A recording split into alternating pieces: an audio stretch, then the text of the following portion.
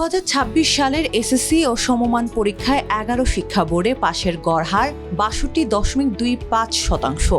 GPA 5 পেয়েছে 1,16,676 জন। তবে 2025 সালের তুলনায় এবার পাশের হার ও জিপিএ 5 দুটিই কমেছে। সকাল 10টায় শিক্ষা মন্ত্রণালয়ের সম্মেলন কক্ষে আনুষ্ঠানিকভাবে ফল প্রকাশের কার্যক্রম উদ্বোধন করেন শিক্ষামন্ত্রী আ.ন.ম এহসানুল হক মিলন। দেশের সব শিক্ষা বোর্ডের চেয়ারম্যান শিক্ষামন্ত্রীর কাছে পরীক্ষার ফল হস্তান্তর করেন। 9টি সাধারণ শিক্ষা বোর্ডে এবার পাশের হার 64.05%। 2025 সালে এই হার ছিল 68.04%। অর্থাৎ এক বছরের ব্যবধানে পাশের হার কমেছে 3.99%। সাধারণ বোর্ডে এবার জিপিএ 5 পেয়েছে 1,06,009 জন। 2025 সালে পেয়েছিল 1,25,018 জন।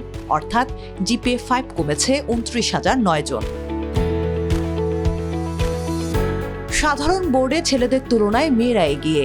উত্তীর্ণ ছাত্রের চেয়ে 1,07,982 জন বেশি ছাত্রী পাশ করেছে। আবার ছাত্রদের তুলনায় 11,401 জন বেশি ছাত্রী জিপিএ 5 পেয়েছে। মাদ্রাসা শিক্ষা বোর্ডে এবার পাশের হার 55.49%। এ বোর্ডে জিপিএ 5 পেয়েছে 6,716 জন। কারিগরি শিক্ষা বোর্ডে পাশের হার 58.20% এবং জিপিএ 5 পেয়েছে 3,951 জন। এবছর এসএসসি ও সমমান পরীক্ষায় ঢাকা বোর্ডের সবচেয়ে বেশি 71.63% শিক্ষার্থী পাশ করেছে। এরপর যশোর বোর্ডে 66.27%, কুমিল্লায় 65.42%, রাজশাহীতে 63.67%, বরিশালে 60.35%, চট্টগ্রামে 59.48%, সিলেটে 58.33%, দিনাজপুরে 58.5% এবং ময়মনসিংহে 57.39% পাশ করেছে। এবার ফলাফলের সবচেয়ে আলোচনার বিষয়গুলোর একটি হলো শতভাগ পাস ও শূন্য পাশের প্রতিষ্ঠান।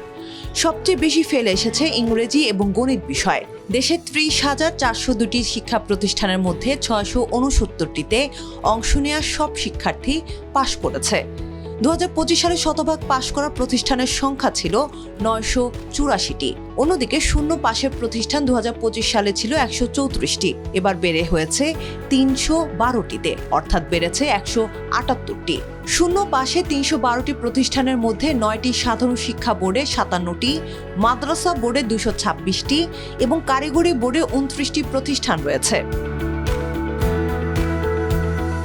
এবারে এসএসসি ও সমমান পরীক্ষায় ফর্ম পূরণ করেছিল 18,57,000-এর বেশি শিক্ষার্থী। শুধু 9টি সাধারণ শিক্ষা বোর্ডের এসএসসি পরীক্ষায় অংশ নেয় 14,18,398 জন। এর মধ্যে ছাত্র 9,30,305 জন এবং ছাত্রী 9,27,039 জন। এসএসসি ও সমমান পরীক্ষায় ফল জানা যাবে অনলাইন ও এসএমএস-এ। শিক্ষা বোর্ডের ওয়েবসাইটের পাশাপাশি পরীক্ষার্থীরা 16140 ও 16222 নম্বরে এসএমএস পাঠিয়ে ফল জানতে পারবে।